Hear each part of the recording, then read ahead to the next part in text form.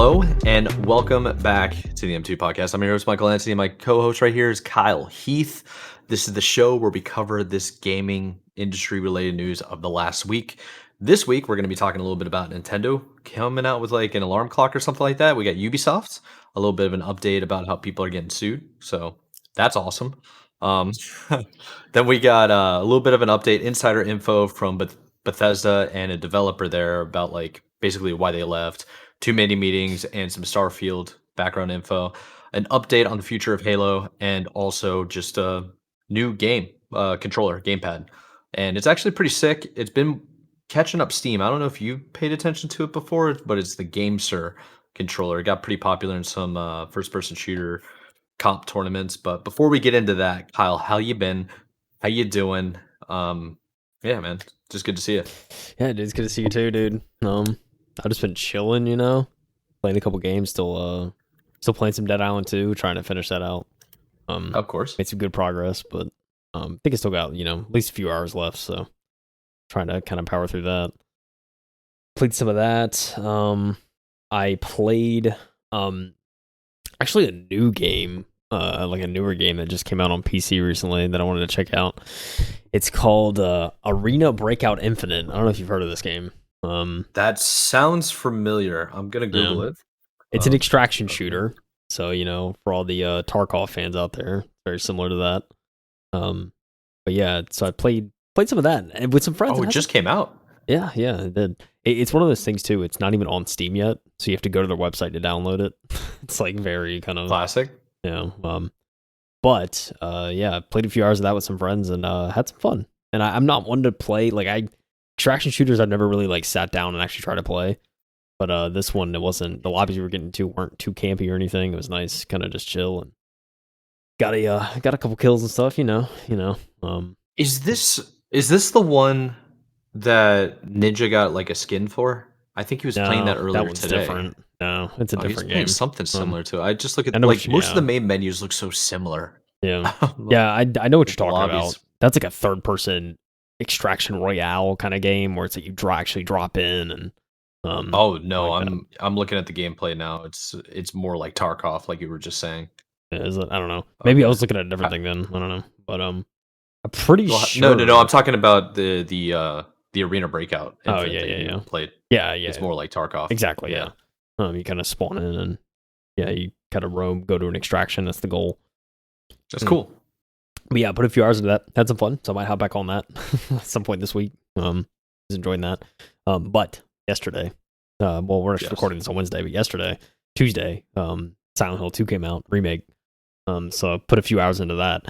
It's very well done so far. I'm enjoying it. It's a lot of fun. It's I haven't run into any like game breaking bugs or anything, and the world looks like pristine, and I don't know, it just looks it reminds me a lot of. I played maybe halfway through the first, like the original game. I got maybe halfway through it, never finished it, but I don't know. So far, I'm liking this world, and voice acting is really well done, and it's a good game, dude. Team Bloober, they kind of they did a good job cooking it up, so I'm enjoying it so far, and I have high hopes for the rest of the game. But yeah, that's I'm pleasant. I wouldn't say pleasant surprise because I didn't expect it to fail necessarily, but just it's nice to know that it's there's a good game here kind of thing. So I think a lot of people with Silent Hill that love Silent Hill wanted a good remake, so it seems like we got that. So yeah, I'm very excited. Yeah, I'm only a few hours in, and I think it's like a 13, 14 hour game, so got a ways to go. But I'm glad there's that much time left because I'm enjoying it. So yeah, it's like I just don't want it in right now, kind of thing. So yeah, I'm excited for you, man. That's really cool. Yeah, man, it's a lot of fun. Dude, playing anything else? I don't even know. I mean, I'm watching the sports stuff and I'm doing all that. I got this Jason Schreier's new book, Play Nice. Play Nice. Yeah, you said you read the first chapter. Yeah, I've gotten through the first chapter, and it's setting up it's talking about the history of Blizzard and kind of how it came to be in California and all that. Very cool. Kind of what it's for. Very interesting so far, but yeah, I mean, only a chapter in, but I was really looking forward to this book because I wanted to learn all about Blizzard because there's a lot I feel I don't know. So, do you know if it's on audio, like an audiobook or anything like that? It is on audiobook. It's actually I don't know. Do you use Spotify? Not sure if you do. Yeah, I got Spotify. I mean, I kind of use it for the pod, like Oh yeah, publishing and like yeah. stuff like that. Because I was just gonna say, if you have Spotify Premium, and for anyone out there that has Spotify Premium, it is actually included the audiobook with Premium, so you can just Oh, very listen to it. If you have Spotify Premium, you can listen to it for free, no extra charge. So I think it's like a 9-10 hour audiobook, and it's it's a pretty it's like 300 pages, something like that. Yeah, 300-400. that So that should work perfectly with me. I don't know how you usually do like audiobooks or I always have YouTube running and I usually use it for audio and stuff like that. yeah, And I got like the upgraded YouTube Premium or whatever, so I can close my phone and like all my electronic devices, but it'll keep playing. That yeah, used yeah, to be a free feature, by the way. Bummed that I had to pay for yeah, it now. yep. But hey, whatever. Google. Yeah. It was really cool, and I would love to find it on there. But if it's on all the other or it's on different um platforms and stuff like that, I'll just go there instead. But that's like been my niche is like I don't really have time to read. I don't have the patience to read. I get headaches. Yeah, So if I feel can bad. I listen feel to bad. it, then I'm Yeah. good. Yeah, no. Yeah, it's on audiobook. Jason, I'm pretty sure Jason Schreier doesn't read it on audiobook. It's someone else, but I I mean, hey. Yeah. it's I if you mean, really you're gonna care about hire a the author professional reading to it. read the whole thing, especially if you've written it. That's pretty overwhelming. Oh yeah. Reading the Yeah. entire book yourself, you got to have patience, or you can just like use your several $100,000 net worth or whatever. Not maybe a million. Who knows? No. But just just pay somebody to do it for you. You'll be all right. Yeah. Yeah. But yeah, no, yeah, audiobooks out there, if, anyone wants to listen to it, that's certainly a way to do it. Yeah, I don't know. For sure. I've enjoyed kind of just the the physical, so I ended up getting that. But yeah, Cool. to each their own, But yeah, Yeah, of course. it's out. So I'm gonna read it, and I'll give my I'll certainly give my insight and review as I go, and kind of what surprises me. But yeah, it's yeah, I'm excited. Should be interesting. So It's good. That's very good. but yeah, Mike, dude, you playing Rocket League, dude? What's going on? It's in Mike's world. I played like a little bit of Rocket League here and there. Nothing too serious. Just picking it up every now and then. Still playing a little bit of Halo 2, but mostly it's been about planning for stuff. So it's like in about 3 weeks, I think. Maybe I think it's 3 weeks. One, two. Yeah, it's about 3 weeks. A bunch of people are coming into town. We're gonna have like over 10 people to do 4v4 Halo 2 lands. I went out and got like an actual CRT. You can't see it, but it's behind my PC. Yeah. It's huge. It's like 80 pounds. It didn't come with a remote, so I was like, dang, I gotta like find a universal remote from back then, like mid 2000s. So I went on to eBay. I found something. Hopefully it arrives soon. But basically, it's like getting prepared for people to come to town, and getting things organized. So it's like there's a lot of things that you don't really think about when it comes to LAN parties. Yeah. So it's like we need tables, we need chairs, we need power strips because we need power strips long enough to make sure that we don't blow a fuse. So it's like, okay, we need a power strip to like connect to a different room so that we can drag it over. So it's like I got a 20-foot long power strip that has 12 plugs on it because we need to make sure everybody has a mix amp. It's like we're doing a proper LAN setup, like competitive stuff. And I'm debating whether or not we should have like a stream for it, if we should be recording, or it's like we need to have our own local dedicated server. So it's like, okay, we need to have like everything set up for that. So it's been a little bit of planning.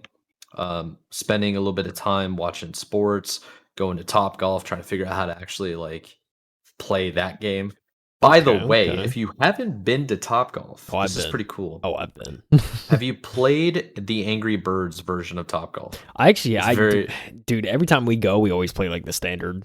We never like touch other stuff. I like the people next to our bay were playing like Angry Bird. I looked over on their screen. I was like, what the hell? Because I was wondering, I was like, why are they chipping the ball in like a certain direction? It didn't make sense.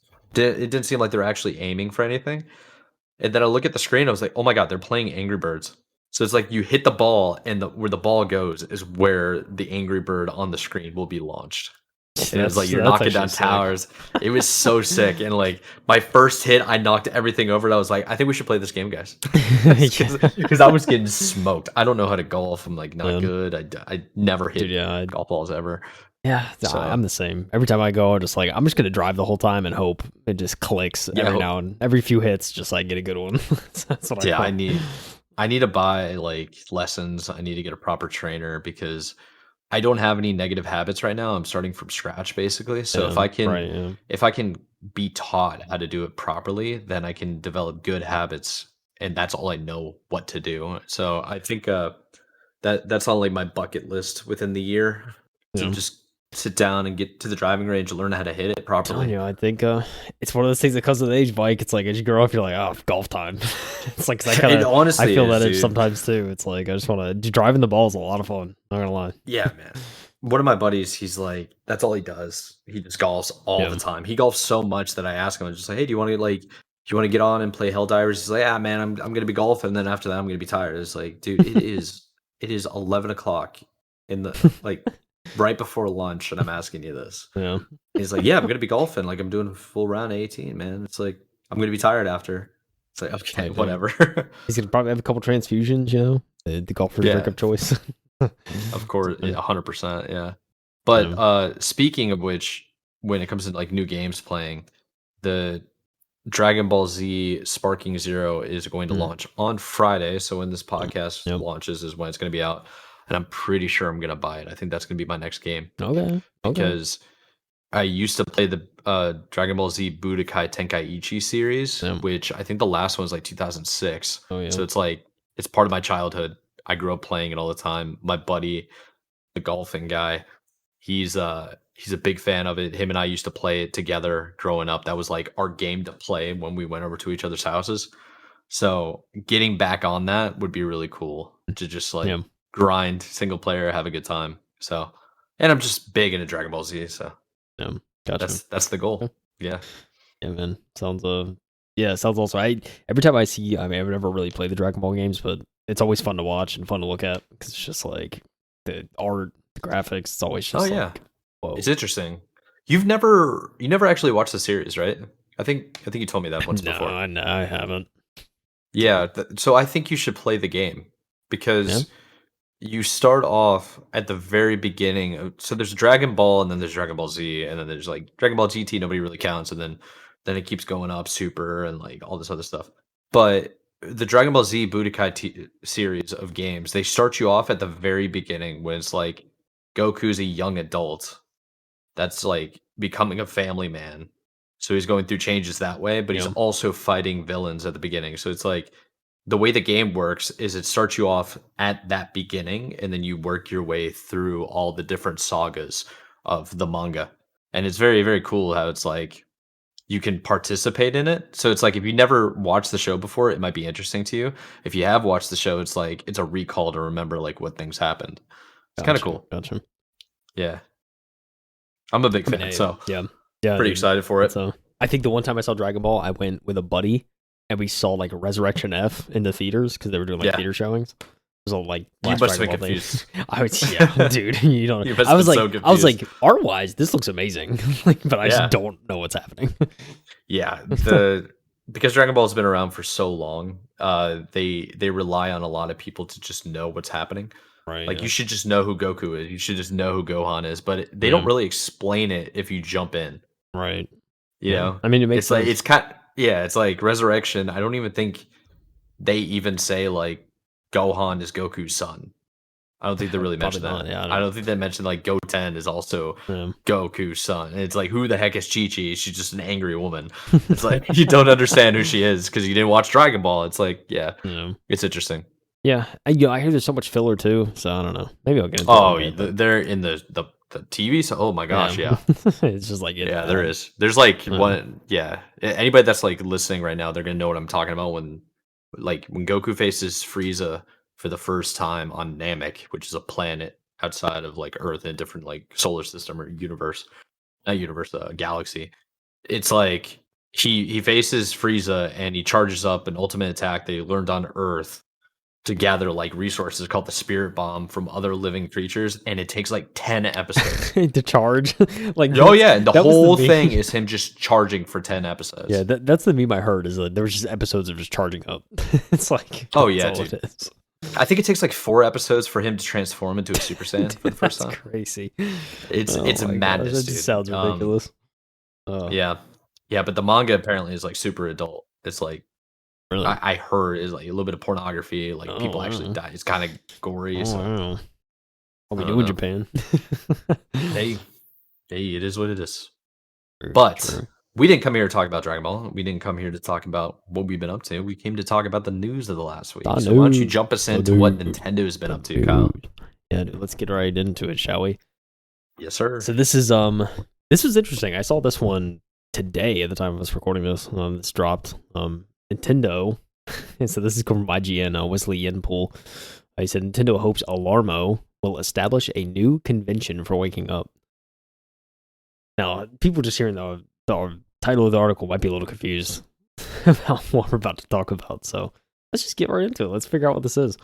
Nintendo has published a deep dive into the making of its shock new hardware, and I saw a bunch of trolling online talking about like Nintendo announced new hardware, breaking news, and then it's like just yeah, everybody thinks it's like the new Switch. Yeah, the interactive alarm clock Alarmo, and explain why it avoided adding game-like elements to the device.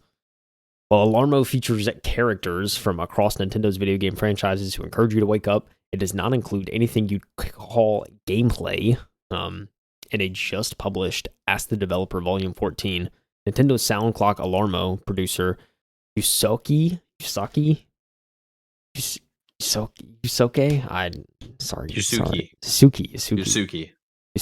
Think so. Tamori. The Tamori seems easy, but like. Oh, it's definitely the last names are always easy. That's true. That's true. So, Yusuke Tamori of Nintendo's Entertainment Planning and Development Department and director Tetsuya. Yeah, like I said, the last name's always easy. Akama. It's true. The Technology Development Department explained why.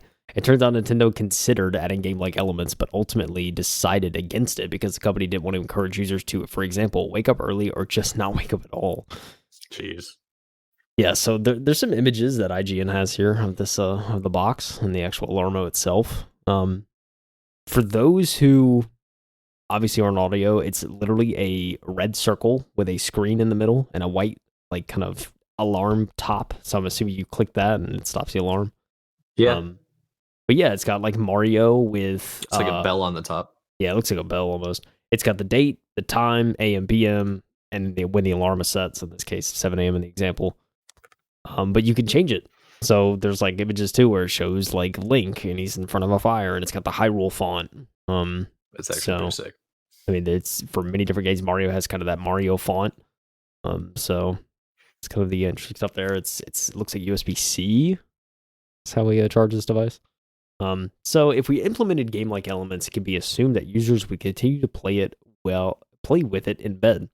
In that case, it might end up disturbing their sleep instead. We didn't want to create a kind of situation because we wanted users to wake up refreshed.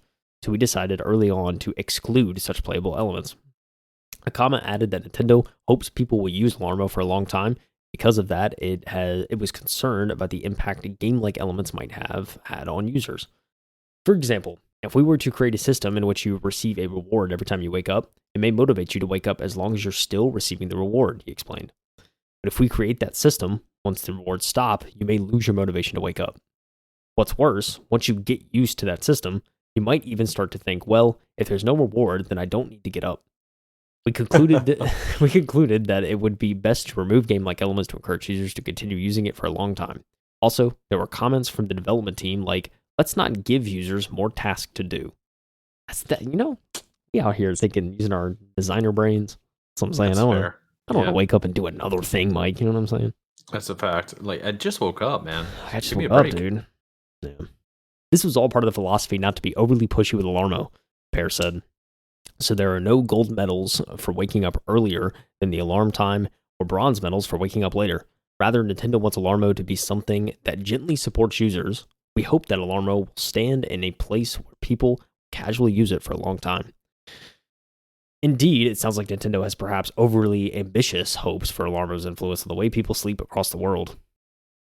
Akama said he hopes Alarmo will establish a new convention for waking up. You wake up, enjoy listening to the game world for a while, and just by getting out of bed, a fanfare will play automatically when the alarm will stop.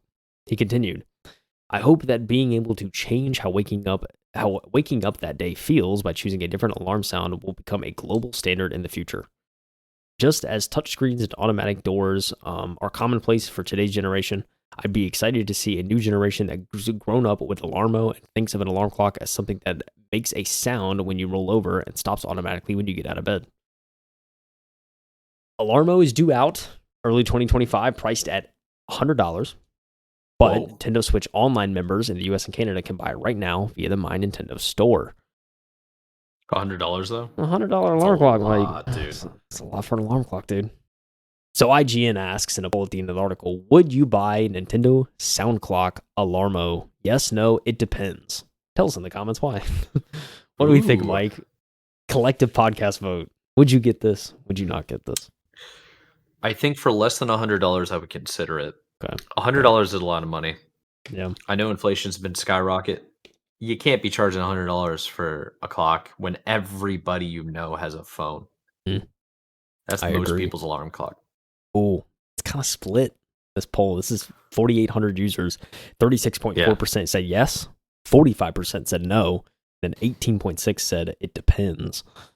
So kind of a split poll here between yes and no, but majority no.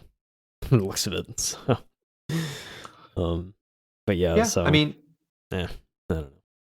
I think it's very cool. I'm actually like enticed by it because I think it'd just be sort of cool to have. But for $100 to say, "Oh, this is cool to have," no, thank you, no, thank you at all. I do have one thing that's like, I experienced this growing up, where you could set music to be your alarm clock, so you could set like your favorite song or whatever to wake you up every morning. But what I started developing, this is like middle school, I was doing that, like the old flip phones. What happened was I would start waking up to that song, and it put me in a bad mood every single time I heard that song. Yep, I discovered that too. Yeah, so it sounds like, great when you're young. Sounds great. Yeah, and now I can't listen to Taking Back Sunday and Make Damn Sure anymore. Like, is that what it is? Like, yeah, dude, there was a Hoodie Allen song I used to wake up to, and then like, thank God it was like it was a song I didn't really like care for anyway, but like I would just use it as an alarm because I was like, oh, it's got a peaceful start. That'll be a nice way to wake up. And now every time I hear that song, I can't think. I'm just like, I'm waking up. I can't. Yeah, like it's how it is. It's that association, man. It ruins it. It's very true. So I do like the idea of maybe not gamifying your like waking up stuff. I get that totally, but at the same time, it's like, dude, I'm not a morning person. If I listen to Mario being like his signature sound of like, yes, it's like every morning, it's like, I'm not gonna play Nintendo anymore. You're just like, all right, and then just every time you hear that, you're gonna be pissed off. Oh my gosh! Or like when he falls into like the lava pit on Bowser's, like the ending of for Bowser. What? Like Wario or something? Yeah, no, it's not for me, man. Oh, dude. Honestly, it does sound hilarious. I kind of want to get one just to prank people that stay over at my place as like a guest. Like the alarm goes off, like, oh yeah, you guys can sleep in. You can sleep in. It's like 8:30. That's like a normal time to wake up. But if you're sleeping over at somebody's place, you usually kind of sleep in. It's vacation, right? Yeah. You're not just staying over there to stay over there. It's like there's usually something going on. So it's like have that go off at 8:30 in the morning. And it's the sound of Mario getting the star. You know? Dude, yeah. You're just, I don't know. It'd be funny just to not have it in there, and then while they're sleeping at night, you sneak in, you plug it in, and just set it on. I don't know, until they wake up. And you're like, you kind of hide it. For 4 a.m. Yeah, you kind of hide it, and then all of a sudden, it's just like, they wake up at like 5 a.m. They're like, am I in Mario's world right now? Like, oh, yeah, it'd be good. Or it's like, it starts off by, you know what actually would be a good sound to wake up to? Is when you go through the tunnel, like the pipes, and then it goes underwater. Oh, that like underwater theme would be sick. Dude, that thing was a bop. An absolute bop back in the day. Yeah, dude. Yeah, the whole time we're like, yeah. Just like swaying back. That's so good. Dude, man. This might be worth it just to prank people, now that I think about it. Make a good point. Yeah. It's $100 prank though. Hey, it's reusable. That's the best part.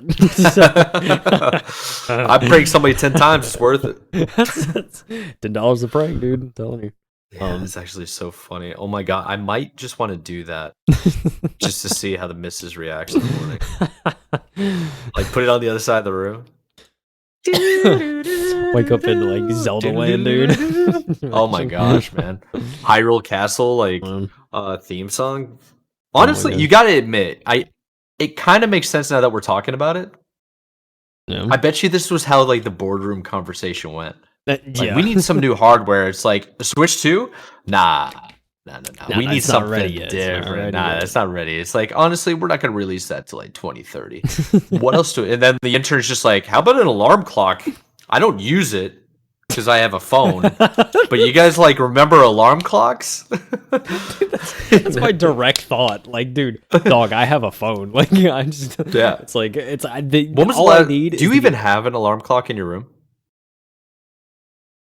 Yet you have to actually look around right now. Yeah. Nope. Like, I do. It's actually okay. Maybe this will, dude. Look, for anybody that's on the video. Okay, so this is a workout clock that I got for the NFL fantasy football draft, and I've been using it also to time weapon spawns and stuff in video games. It comes with the remote. Look at how monstrous this thing is. God, dude, this thing is big. By the way, obviously we're filming at 8:22. So late, dude. Oh my god. That's my bad. Oh, dude. It's just it has an alarm. It's so funny because like I just think like I have my phone and I'm so used to the iPhone. Yeah, dude. And that I'm like, look, I already hate that sound enough. Like I'm good. Like I don't need to start hating other sounds. Like this would have hit so hard about 15 years ago. Oh, for sure. It would have been the best. Pre-iPhone, for sure. Yeah. $100 when it should probably be 25 at most. Yeah, hard sell. I think so. Hard sell. But I do think it's kind of hilarious. Yeah, for sure. Yeah, honestly, if it was 15 years ago, iPhone would have been out. It would need to be over 18 years ago. So, yeah, I feel old. Yeah. There's people in the freaking comment section, dude, that's like they're eating it up. They're kind of eating it up. They're like, one person goes, "This is amazing. I already bought 2. I can't wait to try one out. I'll keep the other unopened." That is very typical. Keeping collector's editions of Nintendo, very common. Yep. Yeah, for sure. Yeah, man. Very cool. There's a very market. Cool. There's a market. Yeah. Well, you know who doesn't have much of a market at all? Oh, the most struggling developer in 2024. And we have more bad news. Yeah. We cover... Yeah, so for people that are long-time listeners, we've been covering Ubisoft months, almost every single episode this season.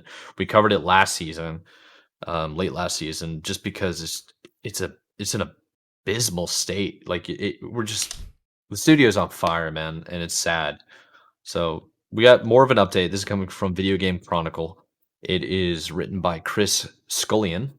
It is titled, Ubisoft is being sued for allegedly sharing Ubisoft Store and Ubisoft Plus user data with Meta. Which, I mean, how can you prove that? Just a side note. I'm just thinking about it because it's like Meta's Facebook for people that have been living underneath a rock. Everybody had a Facebook at one point in time. Facebook doesn't even ask you for your information. You just willingly gave it, you know? Yep. So... Daddy ULA. Just saying. Yeah. And that's kind of why we chose this article, because it's like, it's kind of a bait. It's like, I got to know what, how I got to know these claims here, dude. Yeah. So the class action complaint claims Ubisoft sends user data to Facebook without permission. So Ubisoft is facing a potential class action lawsuit for alleged illegal user data sharing. As reported by Bloomberg Law, the class action complaint accuses the Assassin's Creed publisher of sharing personal identification information, PII, with Facebook company Meta. According to the complaint, players who use the Ubisoft website to buy a game on the Ubisoft Store or use it to subscribe to Ubisoft Plus are having their PII sent to Meta through its Pixel user tracking software. So this is in quotes, looks to be directly from the complaint. So defendant does not disclose on the website that PII users personally identifying information would be captured by the Meta platforms, tracking Pixel utilized by the defendant, and then transferred to Meta, thereby exposing subscribers' PII to any personal or ordinary technical skill who received the data. The complaint continued on by saying, data sharing policies for a service or subscription is an important factor for individuals deciding whether to provide personal information to that service. The complaint claims that this practice is a violation of the Video Privacy Protection Act, which was originally introduced in 1988 to prevent video rental stores from sharing a member's PII because it could, and in quotes, specifically tie the identity of an individual to their purchase history. That's interesting. I didn't know that. Yeah, It I kind of didn't makes know that. sense. But at the same time, it's like, I guess because it's a Video Privacy Protection Act for renting. Is that what that basically means? I guess It's to so. prevent Yeah. video rental stores from sharing a this could be interesting. So, my initial thoughts right here, because it was originally introduced in 1988 to prevent video rental stores from sharing a member's PII. So I had a thought just now, and obviously I'm not a legal scholar. Because we're going into a digital age where you don't actually own the things that you buy, right? We're already talking about changing the definition of purchasing to make it so it's becoming more and more aware that like when you purchase a game online, you're buying the license to play the game. You're not buying the game Right. forever. It's like you're buying the license to play on their servers because you don't really own it. I wonder if this law will help protect like the consumer because it's a video rental store like issue. Because in a way, if you're not buying something and you're not purchasing get what I'm saying here is like if you have Yeah. Xbox Game Pass and you can play certain games, you're kind of renting the games because you're based on like a subscription service. When you Right. stop Yeah. paying for the Game Pass, you are no longer eligible to play those games. Yeah. How's that any different than a rental service that like Blockbuster used to have, or GameStop Yeah. used to have That's. I that, mean, yeah. or EB Games? Yeah. You used to rent them. Right. Yeah. I So mean, didn't own it. Either way, you don't own it. yeah, So, I mean, yeah, yeah, it's a good it's point. very. I'm curious how that'll work. So let's go into it a little bit further here. Following the growth of digital distribution, the act was amended in 2013 to allow video rental companies, including the likes of Netflix, to share users' PII with social network sites, but only after the user consents. That's why, like most of the time, you can link all your different like social media sites. Yeah. I don't know if you know this, but it's like you can go on Discord and you can link all your Facebook, Twitter, Twitch, Yeah. Meta, like everything, Instagram, whatever. OnlyFans, maybe I don't know. You can link it all together. Yeah. So I think that's one of the reasons why. The complaint against Ubisoft alleges that because Ubisoft doesn't tell players it's sharing their PII with Meta, it's therefore violating the Privacy Protection Act, among others. That's probably true. So the claims Yeah. go into a little bit more of the quotes, a little bit more context. This is directly from the claim. Defendant purposefully implemented and utilized the pixel, which tracks user activity on the website and discloses the information to Facebook to gather valuable marketing data. The pixel cannot be placed on a website without steps taken directly by defendant or on behalf of the defendant by a website manager, which is one of the examples. The pixel cannot be placed on the website by Facebook without the knowledge and cooperation of defendant. Defendant does not seek and has not obtained consent from PII users to utilize the pixel to track, share, and exchange their PII with Facebook. The lawsuit has currently not yet received class action certification, and the plaintiffs are seeking a trial by jury and want financial compensation for everyone affected, as well as court ordered instructing Ubisoft to either remove the pixel from its website or get consent from its users before it shares their PII. They're going to get consent. And I Right. don't Yeah. think there's going to be a Consent. lot of people actually caring because at this point, if he kind of gave up all your information a long time ago, this is a complaint that should have happened, in my opinion, 20 years ago. But I mean, yeah, I water would on the say that's fair, bridge. right? Yeah, dude. I Yeah. mean, look, start using the internet at a certain point, you forfeit stuff without realizing it. Maybe you realize it, like Yeah. there's kind of a level of anonymity that you get rid of. I mean, Yes. I will say, do I think it's right to like use stuff without the consent of the user or to try and track stuff without the consent of the user? No.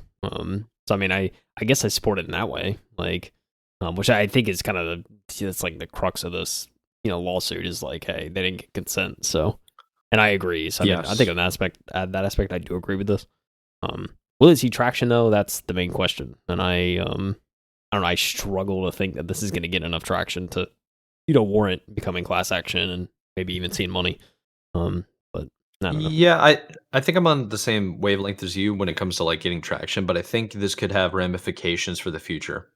You know how there's like little court proceedings that happened 20 years ago, like this 1988 prevention on the video rental stuff. It's like a lawyer's interpretation of what the previous ruling could be to justify what the new ruling should be for a certain case can be kind of manipulated a little bit. So what I'm saying is like perhaps this could bring upon like changes in ways that we don't see currently. Like it could be very meaningful, or it Right. could just be something that disappears into the abyss, never to be seen again.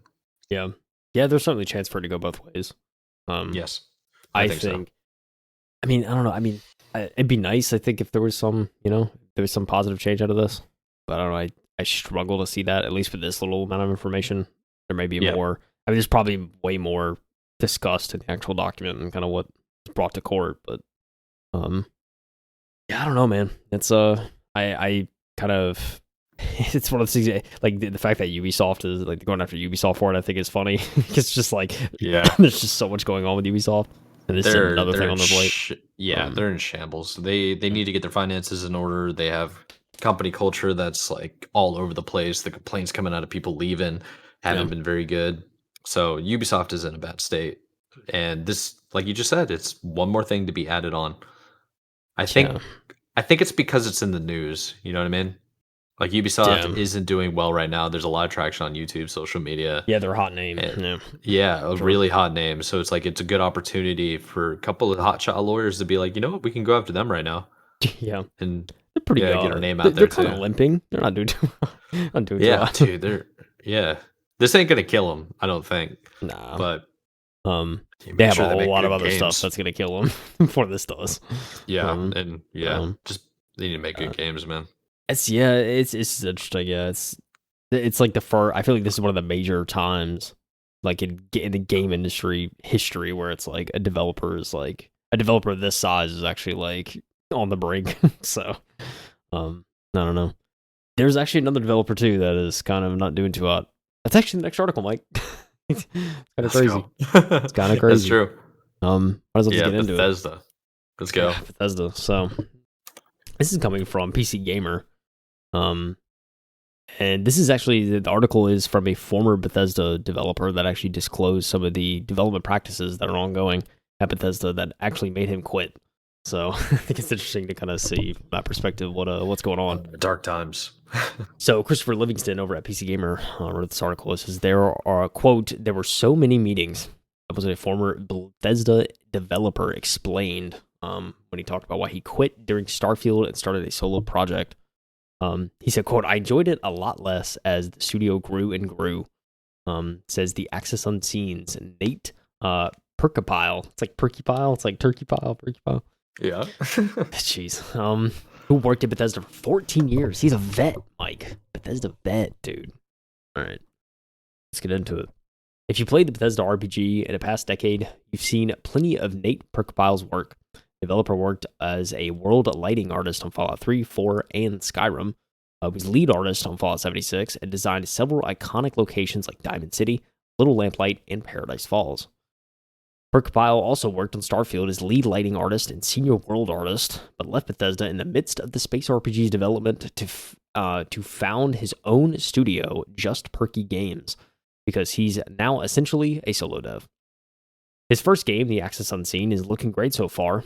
A heavy metal bow hunting horror game that plays like it was made, like if you made a whole game out of Skyrim's stealth archer playstyle.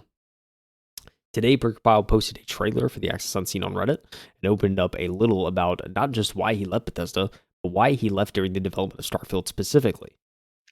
He said, and I quote, "I know a lot of people have thoughts on Starfield and how it is probably too big, should have been smaller," Perkapile said.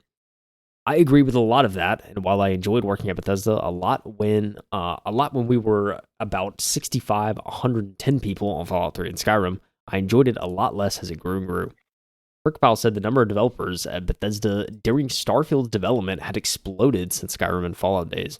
Starfield was about 500 people or so, and with 4 different companies involved: BGS, BGS Austin, BGS Dallas, and BGS Montreal.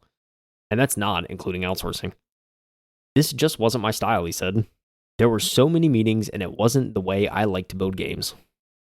This isn't the first time we've heard about how Bethesda's growth over the years has caused issues for some of its team members, as we learned earlier this year from former Bethesda developers Will Sheen, Starfield's lead quest designer, and Daryl Brigner, Fallout 76 lead level designer. Bethesda's size could make it tough to coordinate with other developers or even know who your boss was.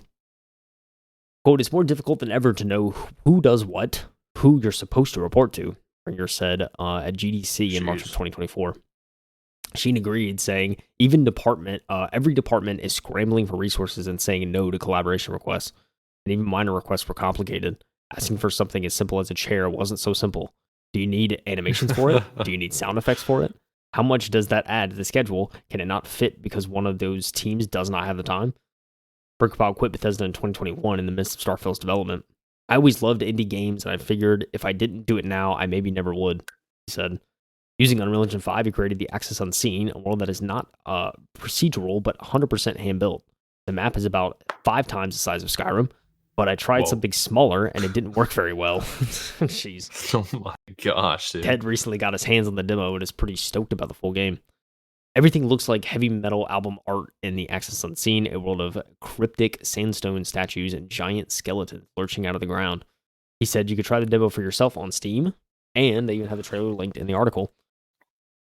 So, very cool, kind of seeing that game, but I think for me, the big thing is kind of Bethesda and kind of the kind of vague insight we've got into kind of what's going on at that studio. And I think what most people could probably deduce, if you really kind of think about the deterioration of what Bethesda's IPs have been like over the past few years, and even, I mean, arguably the past decade.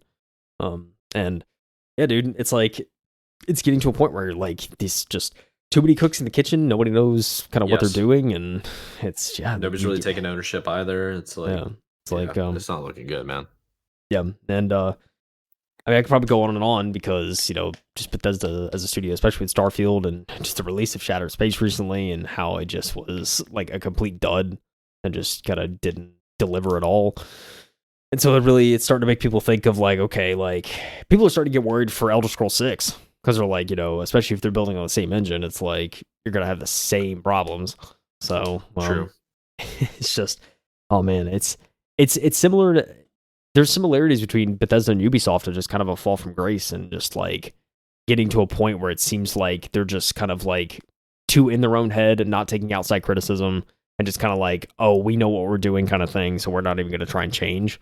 That's kind of the vibe I get from these kind of recent releases and all that. Yeah. I think it's just the stakes are so high now when it comes to big devs. Like the AAA devs that have all these people working there, that nobody wants to take accountability or take full ownership of what they're making. You know, it's like there's no accountability because that involves risk. It's like if you take up all the ownership of the game and you start making some maybe risky decisions to make a game what you view as good, if it backfires and it's not successful, you get ridiculed and you lose your job.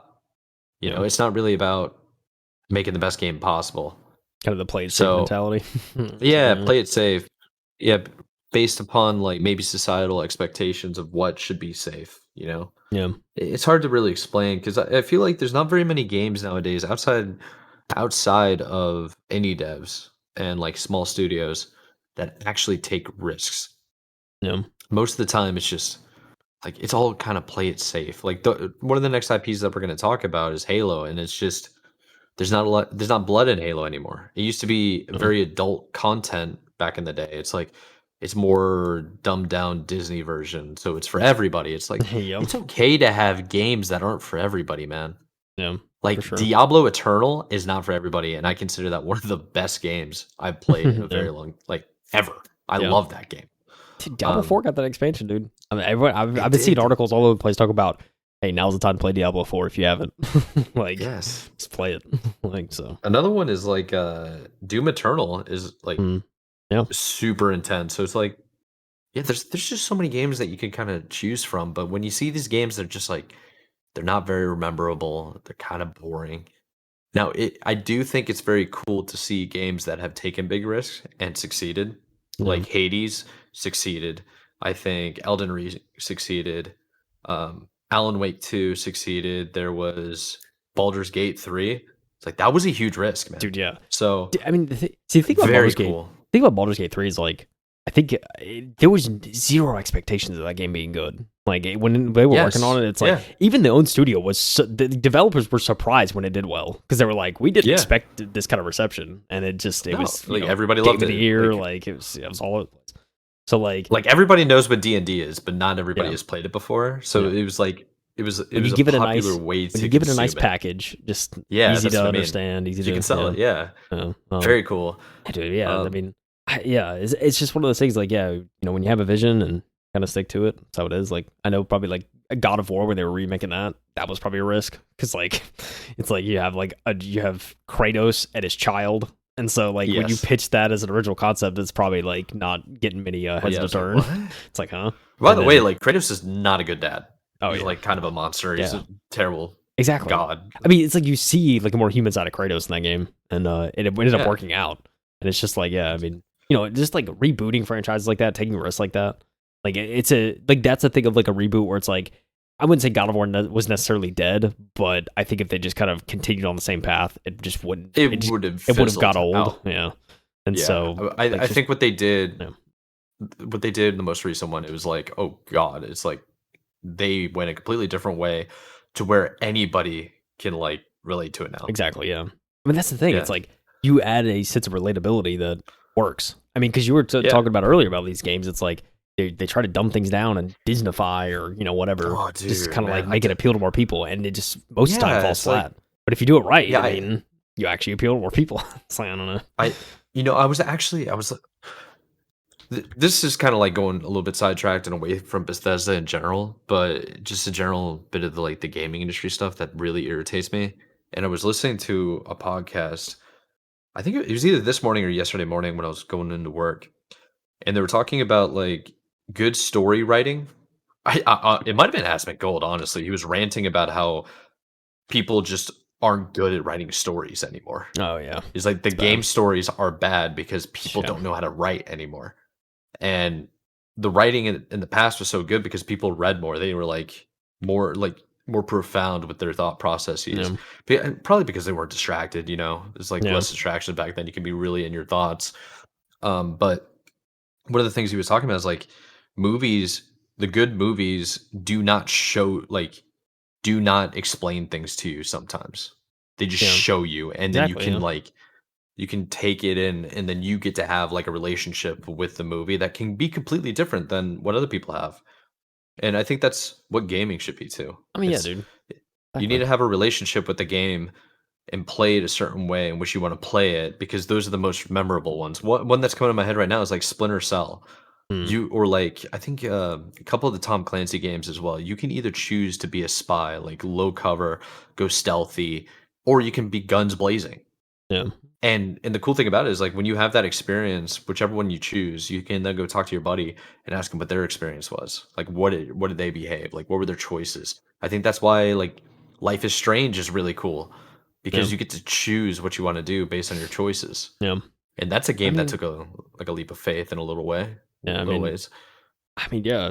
I mean, it's because like a lot of the points you're hammering on, it's like it's crucial in RPGs, and it's like it's so disappointing when you play an RPG and it's all fetch quests and there's no sustenance, and it's just like you're just eating empty calories. It's like it's same it's cycle, bad.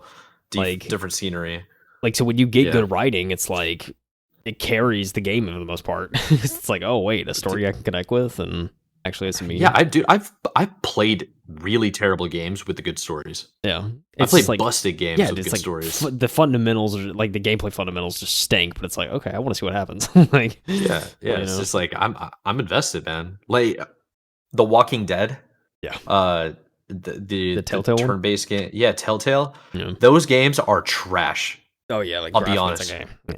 Yeah, But dude, I mean, graphically they're not very good. It's one of the best stories of that generation, dude. I know, that's what I'm saying. It's just like, that's what I mean. It's just like, it was kind of busted. It wasn't that fun. Yeah. But no, it was fun because I was invested. It wasn't just I was invested because I liked the show. It was like I was invested with the actual characters. Yeah, that's the thing. It's You like know? the game lives separate from the show almost. I feel like it's just like told a good story. What was the girl's name? Clementine, I think. I'll be honest. I've just seen like clips. I haven't played it. Oh, dude. But from the clips I've seen, it's like okay, I see. That's good.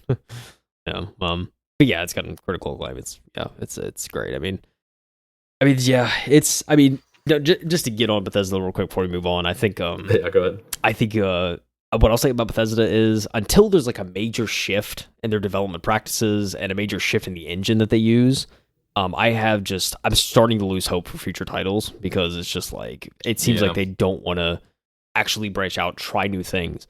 I mean, one thing. I mean, like I loved dude, CD Projekt Red with Cyberpunk is like the best example, and I think because they made good games for a long time, they fumbled with Cyberpunk, but they were like, all right, now let's focus on this. Let's just make it better. We'll release one DLC, but let's really put time and effort into that.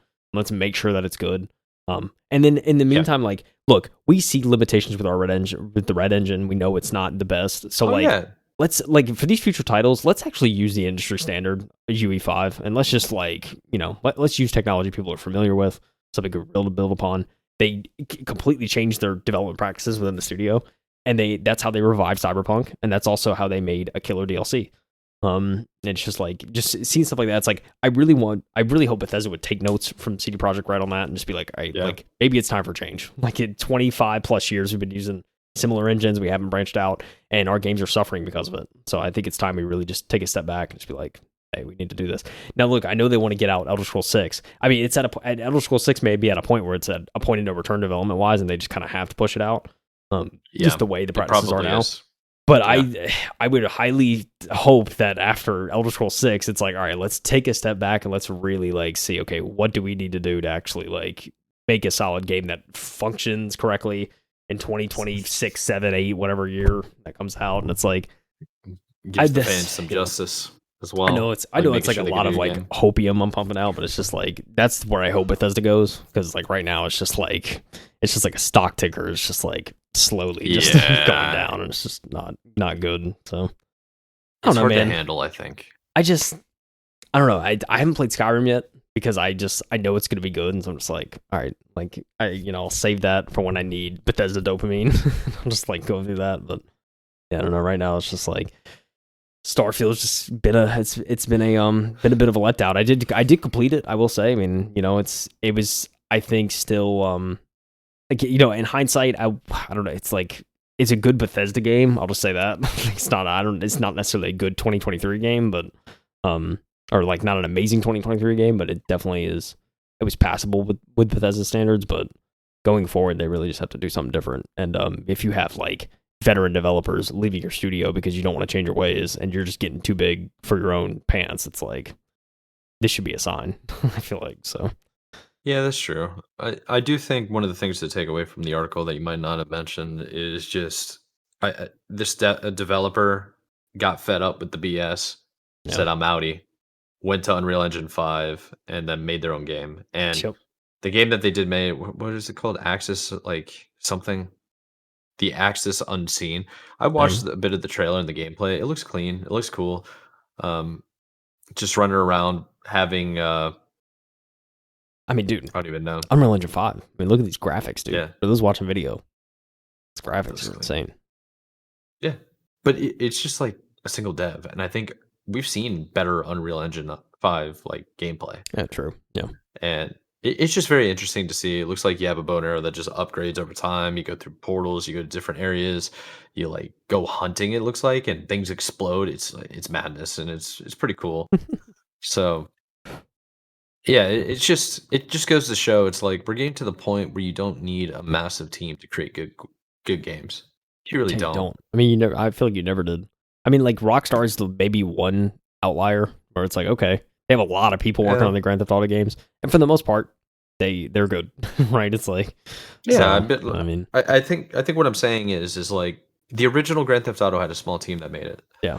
But it was a 2D like top-down view of a game. It was interesting. It was fun, but that had a pretty decent sized team. Now you can have like a one-man shop creating full-on games in Oh yeah. Unreal Engine 5. It looks gorgeous and it plays great.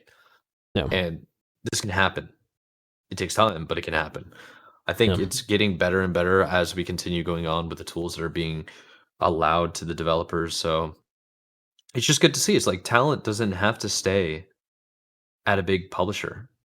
You know, Oh yeah. it, Yeah. they Definitely can not. create new things. So Yeah. I mean, also, yeah. I mean, at a certain point, it's like, if not now, then when? Like, if you want to create your own game, yes, like, just do it. Like, so, yeah, if not now, then when? And if not me, then who?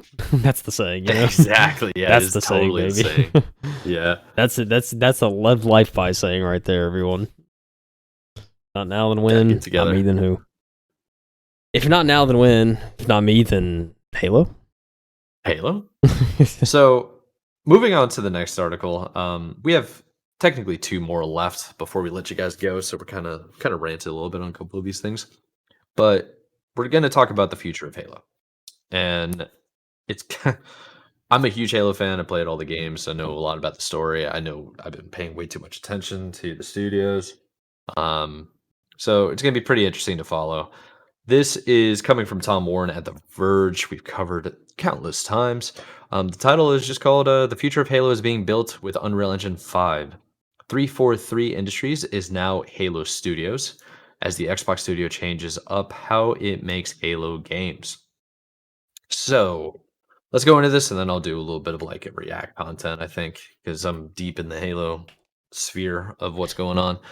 Um, Microsoft is moving its Halo development to Unreal Engine 5 after more than a year of rumors of an engine switch following a leadership overhaul at 343 Industries, layoffs, and other changes. 343 Industries is now becoming Halo Studios as part of this engine change announcement, hoping to mark a new chapter in the history of Halo. Halo move to Unreal Engine 5 is being positioned as a first step of a transformation. I almost said transformative transformation for Halo Studios to change its technology, structure, processes, and even culture. And this is a quote from Pierre Hintz, which is now the studio head of Halo Studios. We are not just going to try to improve the efficiency of development, but change the recipe of how we make Halo games. The team building Halo will move from Studio's Slipspace engine to Unreal after the proprietary engine is built for Halo Infinite became difficult to use and strained development. Halo Studios has had to dedicate a lot of staff to developing the Slipspace engine, and parts of it are almost 25 years old. One of the primary things, this is a quote from Chris Matthews, the director of Halo Studios, art director, says, one of the primary things we're interested in is growing and expanding our world so players have more to interact with and more to experience. Nanite and Lumen, Unreal Engine's rendering and lighting technologies, which we've covered on the show earlier this year, it offers us an opportunity to do that in a way that the industry hasn't seen before. As artists, it's incredibly exciting to do that work. Halo Studios isn't committing to any release dates or new Halo game announcements just yet, but the team has been building some examples of Halo running in Unreal, dubbed Project Foundry. The work is neither a game nor a tech demo, but more of a research, development, and training tool. It's also the foundation for how the studio is changing up the way it builds Halo games. Project Foundry, a little bit of lore by the way. Foundry was a map in Halo 3 that they used to build Forge. It was like the first Oh, Forge map. okay. So it's kind of interesting that they're saying Project Foundry. And 343 Industries is named after 343 Guilty Spark, which is a AI character within the Halo games. You first experience it in Halo CE. When you're on the Halo ring, it's the first AI creature that's in charge of the ring. Okay. So 343 Guilty Spark. That's why it's like these are Halo lore things, Yeah, is it's what all I'm talking about. connected. Yeah. So Project Foundry has been built as if it was a shipping game so that a bunch of it can appear in Halo games in the future. It's fair to say that our intent is that the majority of what we showcase at Foundry is expected to be in projects which we are building, or future projects. That's from the art director, by the way. Project Foundry includes more detailed landscapes for Halo biomes, as well as foliage levels we haven't seen in Halo games in the past. Master Chief's armor has been remodeled in this footage months after Tom Warren exclusively revealed in a notepad that Microsoft was working on some form of Halo Combat Evolved remaster. And Halo Studios is now working on multiple Halo games, while the Slipspace engine will continue to power Halo Infinite. And this is a quote from the art director hints, or is it studio head? I got to make sure I'm correct here. Sorry, the art director is Chris Matthews. The studio head is hints, Pierre Hintzel or whatever. Where was I at? We had we had disproportionate focus on trying to create the conditions to be successful in servicing Halo Infinite, but switching to Unreal allows us to put all the focus on making multiple new experiences at the highest quality possible. Now, Kyle, I am curious what your take is on this article as somebody that is not as involved in Halo as I am. Yeah. So what's your take? What do you think? And then I'm going to tell you what mine is. Yeah, I think I think this kind of goes back to the context where I was talking about Bethesda about because you mentioned Slipspace. I mean, it has pieces of the engine that are 25 plus years old. That's kind of where Creation Engine is for Bethesda. It's just a very outdated engine, and I think it's something similar that Halo Studios is doing. I hope Bethesda decides to do someday, like kind of use a different engine, try different tools. True. I think there is a lot of benefit, and I know we even talked about this in the group chat. I think originally I was like still kind of skeptical. I was like, this just doesn't make sense. Like I don't think it's like this is gonna save Halo necessarily or do anything crazy. But the more I think about it, the more we kind of talk about other studios and kind of how they're doing things, I think switching to a kind of more widely used engine like Unreal Engine 5 will do great things for developers to be able to jump in and understand things quicker. If there's going to be developers like coming into the studio that may not have prior experience with the Halo project, well, it's Unreal Engine 5, so if they worked on that with other projects, there's a lot of the proprietary stuff there that they'll understand. So I think it may make development smoother. That'd be my hope. I think overall, I think this is great that Halo Studios is actually going with an industry standard, trying something new, and trying to hopefully have to focus less on making the technological aspects of the game function correctly, because Unreal Engine 5 will do some of that heavy lifting. And so now they can hopefully focus more on story, making something that's interesting in the Halo universe that is out of the box and different and kind of something that people are looking for in that universe. Because I feel like, with Infinite, and we talked about it in the past, it's just especially story-wise, there just really wasn't anything there. It was kind of empty calories. And then, you had the multiplayer game, and even the multiplayer game is the multiplayer aspect. A lot of people, there's been a lot of complaints and a lot of sluggish moving from developers to try and fix things. And there's some things that just aren't fixable. So it's there's just a lot of kind of turmoil there. But I don't know, man. This is, this has got me, I think, a little bit of excited to see kind of what the studio could do going forward, especially when they have Unreal Engine 5 backing it.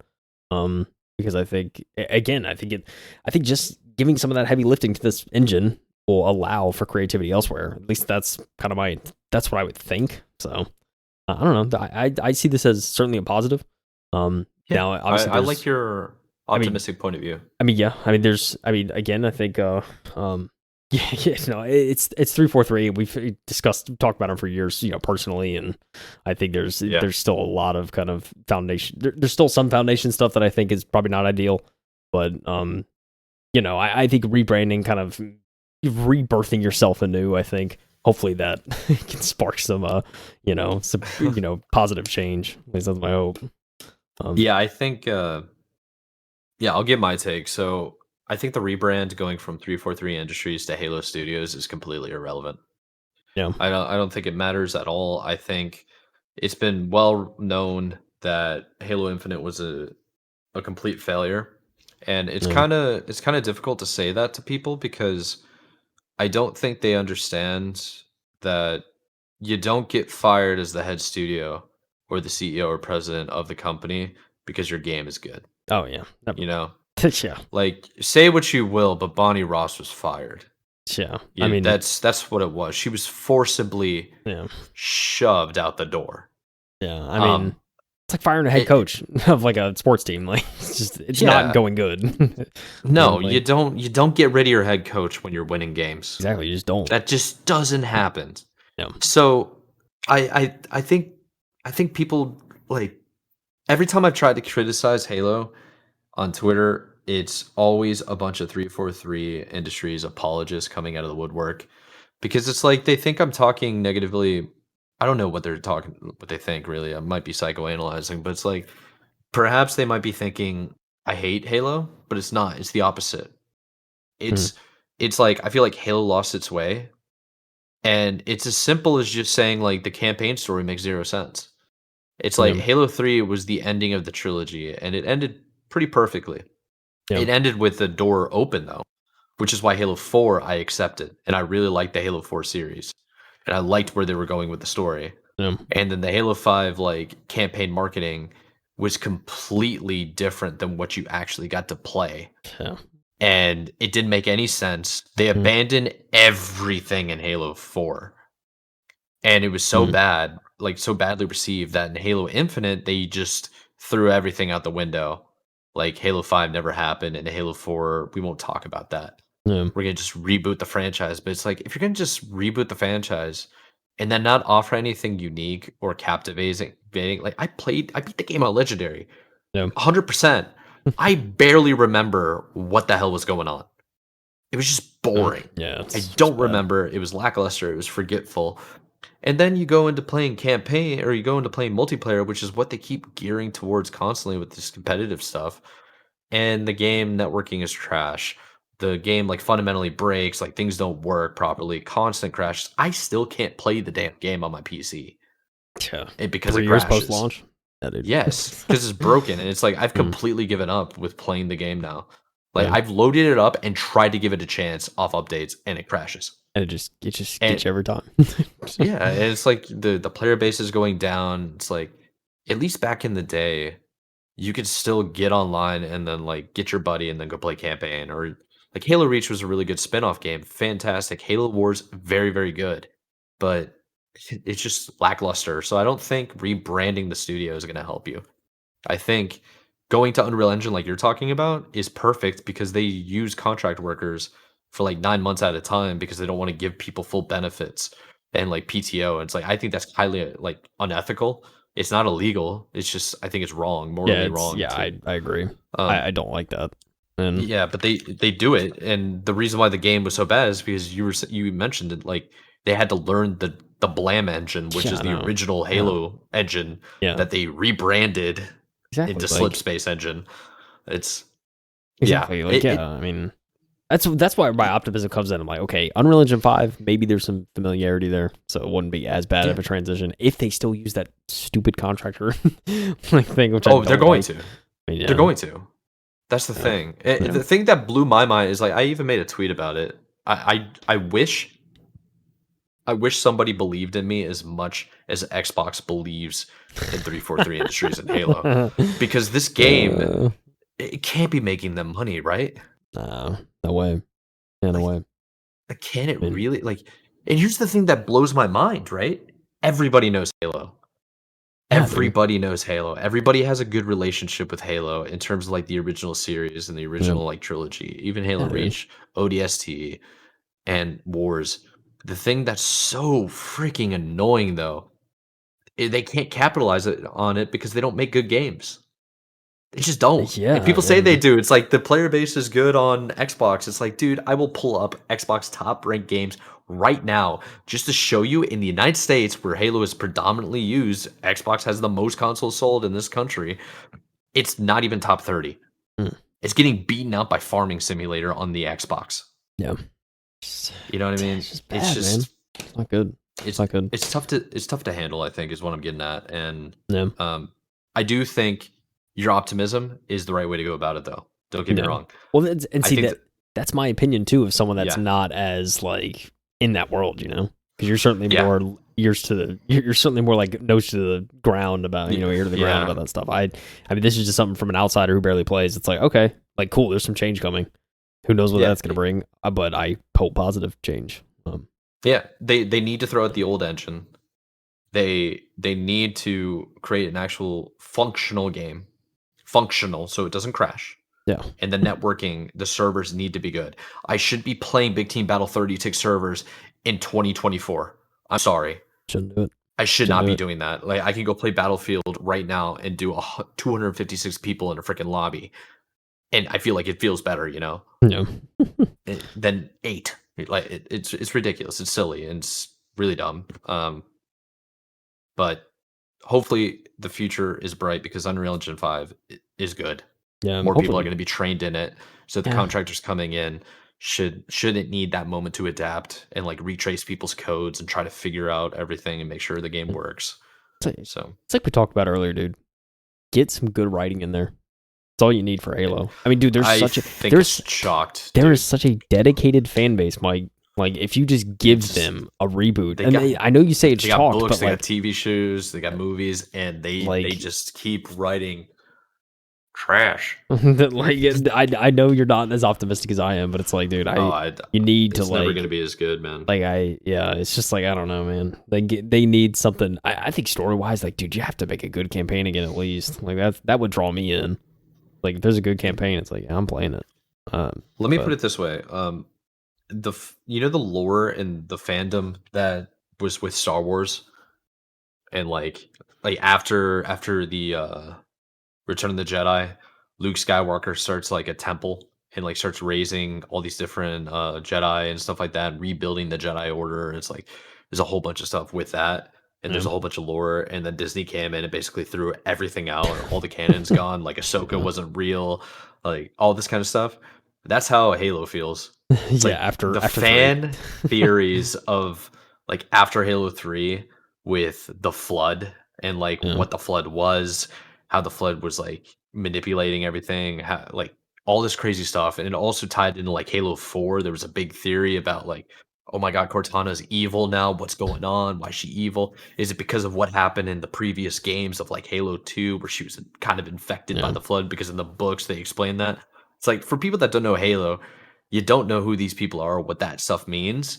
But if you are in Halo, you know what I'm talking about because people that like watched or like played the campaign, they got super involved with it.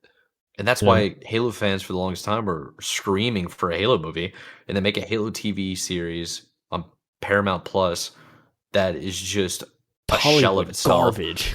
So the directors and writers can push their own narrative of some crap story drama episode that they wanted. And that's why it got canceled. That's why the studio heads got canceled at 343 Industries. That's why 343 doesn't exist anymore. Literally.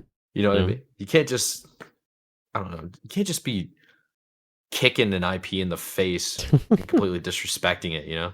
So you're telling me on the internet, Mike, there contains so much unofficially written story content that Halo Studios could literally just like take a layup, yoink it, and just throw it in a game and it'd probably be good. Easily. Do you know how many Halo books there are? Oh man. Just pull from the books, man. You have a Unreal Engine 5, just pull from the books, dude. Here's the other thing. Throw in a little sprinkle of salt every now and again. A side note, going back to Star Wars, because it's kind of like Halo is kind of inspired by biblical references, but it's also like Star Wars references too. Why, if you're in a universe, why are you concentrating on one specific time period? Why are you concentrating on Tatooine? Yes, that's what I'm saying. Like, why is it that like every new Star Wars game or movie that I see, it always takes place on Tatooine or some desert planet that's just like Tatooine? It's like, bro, it's a freaking universe. Yeah, Show me something else. It's a universe. Yeah. Please. Don't take me to the ring in Halo, dude. Don't take me to Dude, do you understand how quickly I would buy a game if I could play as an elite, as a warrior, starting off like a Spartan child kind of thing? Like, you know, like the Spartan lore is of like actual Sparta in Greece. That's like what the Sangheili or elites were based on. If I could be in a tribe as an elite, work my way up in the ranks, I would play that tomorrow, dude. Like, easily. But they don't. There's no thought process. I don't think. I don't know. No. That's my rant. Doesn't seem that way, but overall, I think it's going to be good that they switch engines.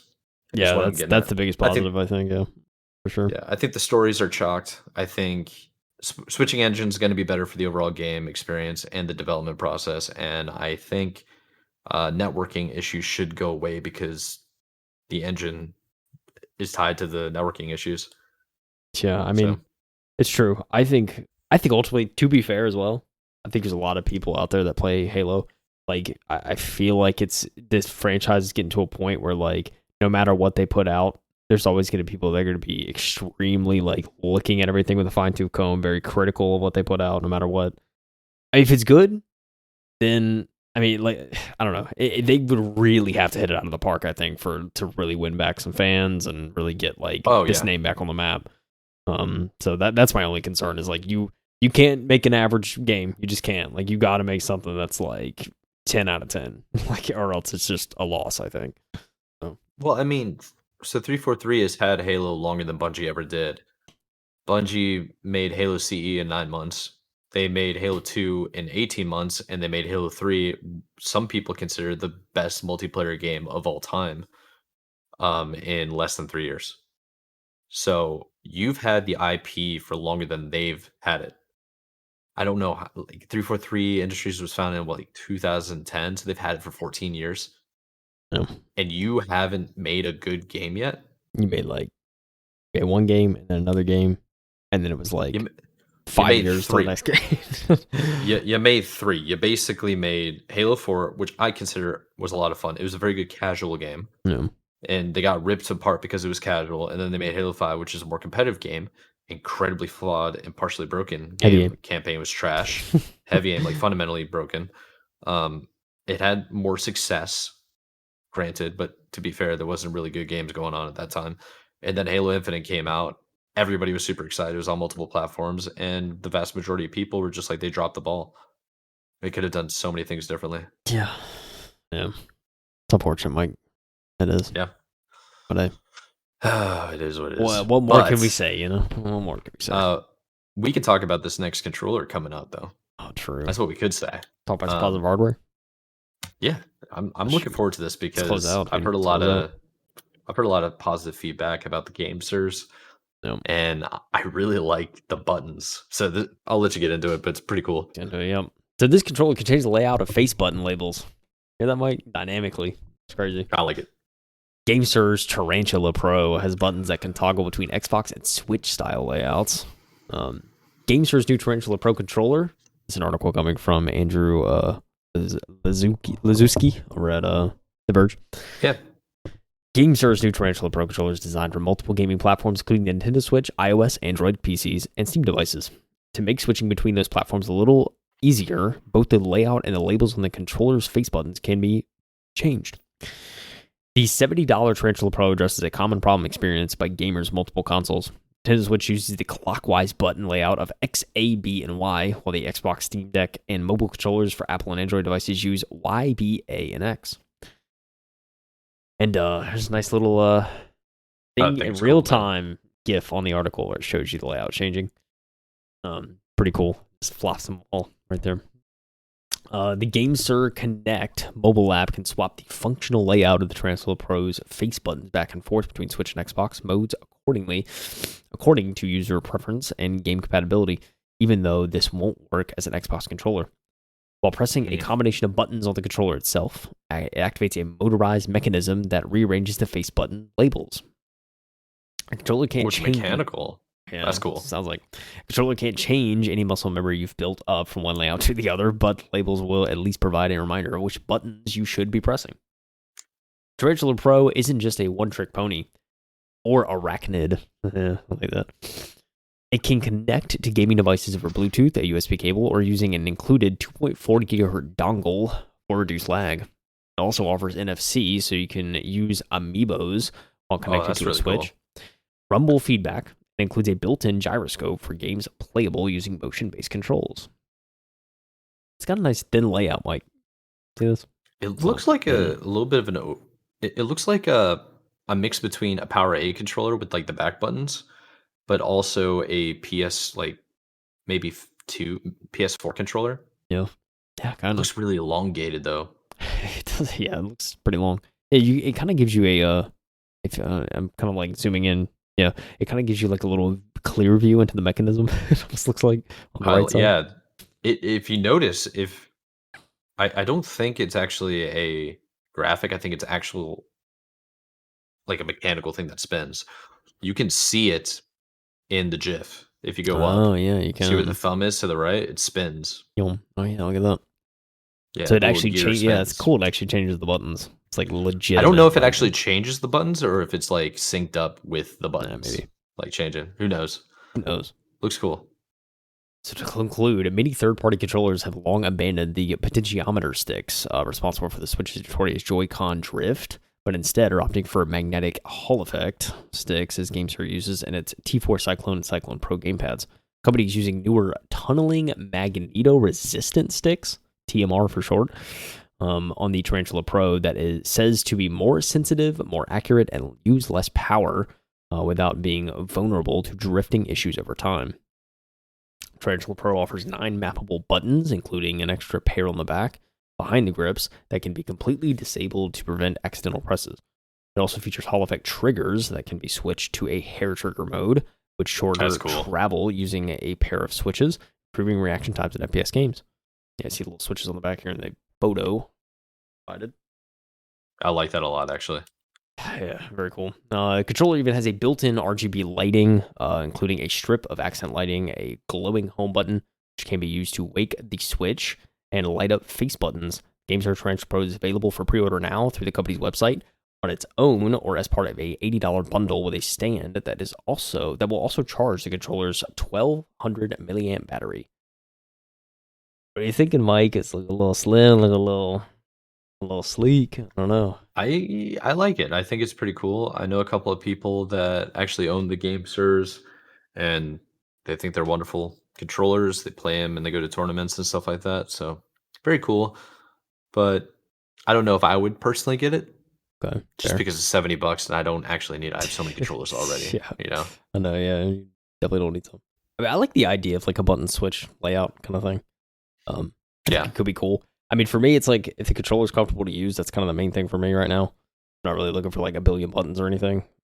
So I don't know if I'm necessarily in the market for this one right now, but I think it's just cool to see like just controllers trying different things, and this is definitely something I have not seen on a controller yet. So yeah, yeah, I gotta give it to them there. But yeah, dude. Yeah, it looks clean. Yeah, sure does, dude. Nice little camo plate on the front. Looks like kind of gray camo. Yeah, it looks. I always like pretty sick. I always like covering the gamepads because it just keeps us kind of in touch about what's coming out. That's new. Like what's out there, the new technology. Yeah, the getting rid of the joystick drift by putting a Hall effect controller joysticks in, awesome, because it's finally starting to become a trend. It's so good. Yeah. That's the thing too. It's like it was an old technology too, which is funny. It's like it was originally for Sega or whatever. Yeah, it's like only Atari or something. Like now you're putting it into modern controllers. All right, yeah, dude, pretty cool stuff. Mike. I think that was it, dude. Yeah, I think it was it. We kind of went over our usual time that we try to do. I don't know what that was for. Maybe we're just ranting too much. We got ranty today. Ranty. That's a fact. But I guess we'll just go ahead and let the people go. I mean, it's getting kind of late for us here in the studio. And it's like, might as well wrap it up and your little cat. Your cat's in the background just creeping. It's like, well, I need food. Man. Yes, sir. Let's go feed your cat. I almost said dog. I'm so used to that. My bad. How dare you? Yeah, but let's wrap it up real quick. Let everybody go. We do appreciate you guys coming in and just showing some love and support, listening to us all the time. If you're watching us, hope you enjoyed what you were able to read with us and like check out. We have everything like before. We have like all our social media links in the description wherever you're listening or watching. We also have timestamps in particular. So if you leave and you come back, all our episodes in its entirety have timestamps, so you can check out like which articles we're talking about. Or if you're not into like maybe say you're just not feeling the Bethesda article, it's like, man, what's going on in the next article? And you click that one, you go to that one too. So just like to bring those up. Kyle, I'll leave the floor to you. Do you want to say anything before we let him go? Dude, look into a controller Hall effect joysticks. I'll say that. Yeah. Rip Ubisoft. Well, I won't say rip yet, but you know, they're like on the, they're on the cusp. They have like one hand out of the grave and they're just like trying to crawl out. Yeah. They have a lot of IPs, so I think they'll be okay. But when they start selling off like Assassin's Creed, that's when you know it's a rip. That's when you know. Yeah, not good. I think they'll be bought up by like Sony or something first. I don't know. We'll see. But listen, got that. Yeah, dude. Want Bethesda to do well because I'm depressed about Bethesda. Yeah. And I want Halo to do well. I just want a good game. yeah, true. I want Halo to do well too. Yeah. And that's the thing. I know you, Mike. I know you're passionate about Halo, so I know when you're like dogging on it and like talking that ish, I know it comes from a place of you want it to be good again. You love the game, so Yeah. I understand that, but I get what you're saying. Probably most people are just like looking at it at face value and they don't actually know the real Mike. Yeah, I view Halo as a sleeping giant that hasn't been activated since Halo Reach. That's what I think. It's not that like I'm a boomer and I can't accept change, because I can. I played a buttload of Halo 5. I played a ton of Halo Infinite. Halo 4 is one of my favorite big team battle style games. But it's just not there anymore. There's a reason there's so many people that play the old games. Yeah. And it's true. There's not very many people playing like Halo 4 anymore, or Halo 5. Yeah. I see a good way of putting it though. Sleeping Giant. Yeah. That's definitely the Halo franchise, I think. It is, and it's so frustrating. And to prove it's a sleeping giant, just go look at the freaking Steam charts when Halo Infinite launched. Yeah, dude. Just go look at it. We're playing it's like 400,000 or something crazy. Playing it, dude. I don't know. Yeah. At one point, Halo 3 had 1 million people online at once on one console. That's what I'm saying. One platform. So did Call of Duty at one point, dude. It was crazy times, you know? Yeah. Late aughts. Crazy times. Honest. New Call of Duty's coming out soon. Yeah, it's like 3 weeks away, yeah. 2, 3. Yeah. And I'm excited to start playing Dragon Ball Z Budokai Tenkaichi 7, or whatever it actually is. I think it's technically it'd be 5, but they renamed it to Sparking Zero. So I'm excited. I'm going to be playing that for sure. I'm going to come back and say I play a new game. That's my goal. I hope so, dude. Hope so, Mike. Yeah. Hope that for me and especially for you. Thanks, man. All right, let's let the people go. We want to thank you guys for tuning in. I'm Michael Lancy. This is KyleHeath. This is the M2 Podcast. We appreciate you for tuning in. Check the timestamps below. Check the links below, and we'll see you next week.